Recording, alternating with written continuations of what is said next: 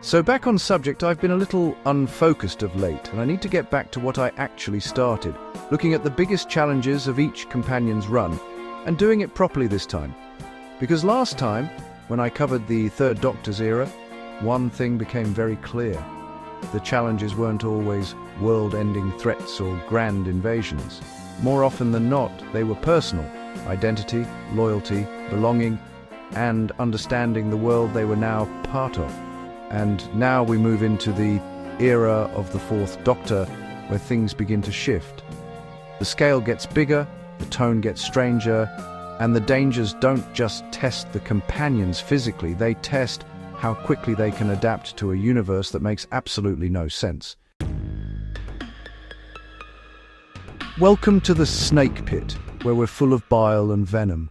I'm your host, Snake Daemon, and today we're getting back on track, looking at the biggest challenges faced by the companions of the Fourth Doctor. Let's start with Harry Sullivan, because we covered Sarah Jane last time, and honestly, Harry's a bit of an odd case. On the surface, he's played for laughs, the dependable unit man, the medical officer, the one who should be grounded, rational and prepared. But his biggest challenge isn't some grand philosophical crisis or deep emotional trauma. It's far more immediate and far more dangerous. Harry doesn't think before he acts. That sounds simple, almost harmless, but in the world of Doctor Who, that kind of instinct can get you killed. Harry constantly throws himself into situations without fully understanding them. He reacts instead of assessing, moves instead of thinking. And in a universe where every environment could be hostile, every person could be an imposter, and every situation could be a trap, that's a massive weakness. Nowhere is that clearer than with the Zygons. What starts as clumsy quickly becomes unsettling.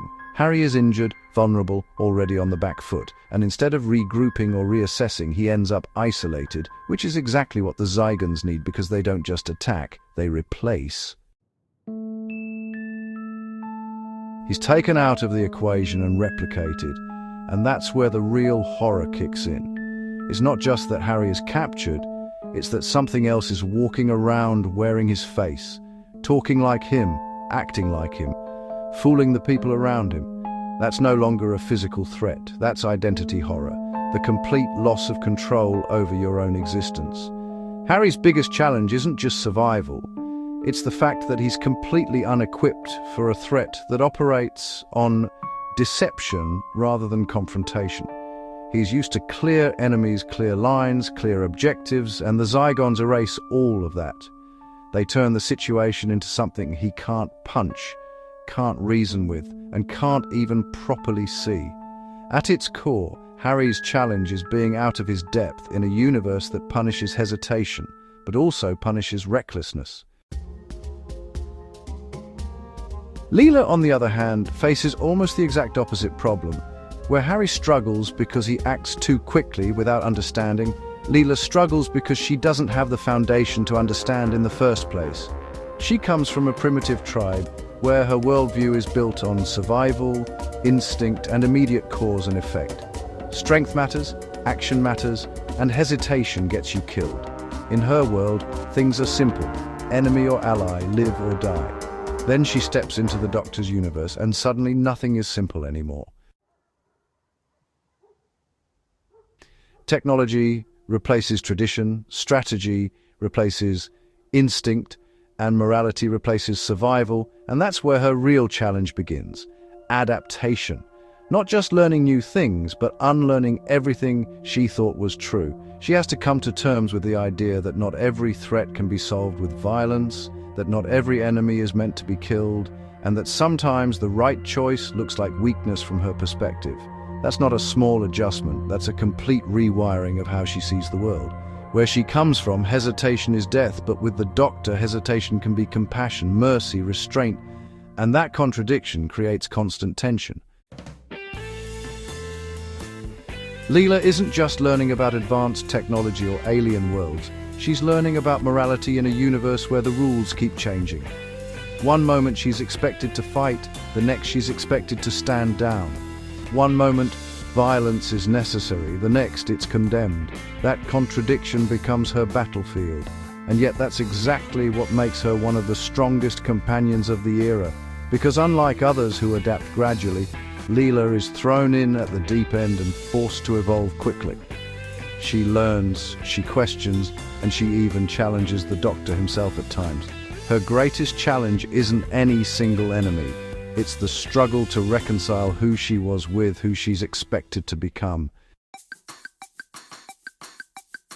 Now, K9, as much as I love the tin dog, he doesn't really fit into this discussion in the same way. A robot doesn't grow like human companions do. He doesn't struggle with identity, morality, or adaptation. He's programmed, logical, purpose-built, and his challenges are usually technical. Malfunctions, damage, being outmatched, not psychological or emotional. He doesn't question the universe. He processes it. That's the key difference. K9 doesn't wrestle with the unknown, he calculates it. So, while he's a brilliant companion in terms of function and support, he doesn't quite slot into this idea of personal challenge. He doesn't evolve, he operates, and that makes him an outlier when looking at companions through a psychological lens like this. So instead we move on to Romana, and this is where things take a very different turn. Because Romana's biggest challenge isn't weakness, instinct, or inexperience. It's perspective. As a Time Lord, she doesn't enter the Doctor's world as a student. She enters it as an equal, or at least she believes she does. She comes from Gallifrey, a world of knowledge, order, and structure. A society that observes the universe rather than lives in it. She's educated, trained, refined. She understands the theory of time travel, the mechanics of the universe, the rules that govern reality. But that's exactly where her challenge begins, because knowing something in theory is not the same as experiencing it. Romana has spent her life in a form of intellectual isolation, where everything is controlled, structured, predictable. Then she steps into the Doctor's world, and all of that falls apart. Out here, nothing behaves the way it's supposed to. Plans fail, people lie, morality isn't clear-cut, and the universe isn't a structured equation. It's chaos. Suddenly, all that knowledge she has isn't enough. Her biggest challenge is learning that intelligence doesn't equal understanding. She starts off arrogant, and understandably so, because she is more knowledgeable than most people around her, sometimes even the Doctor in terms of raw theory. But she lacks experience, instinct, and the ability to adapt when things don't go according to plan, and that creates friction.